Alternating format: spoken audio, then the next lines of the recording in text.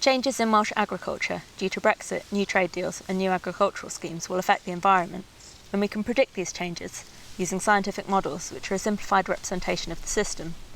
For example, some scenarios of potential post-Brexit trade deals suggest reduced agricultural production in Wales.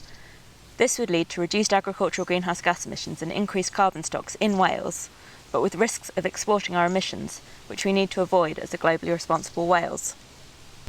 Following Brexit, new agricultural schemes are being developed across the UK, and in Wales, the Integrated Modelling Platform is helping to explore options for the Sustainable Farm Scheme by predicting impacts across different environmental outcomes. For example, this can show us how incentives which are targeting zero carbon could also benefit water quality and biodiversity, for example. And the modelling also helps us to identify where and when we might have unintended consequences.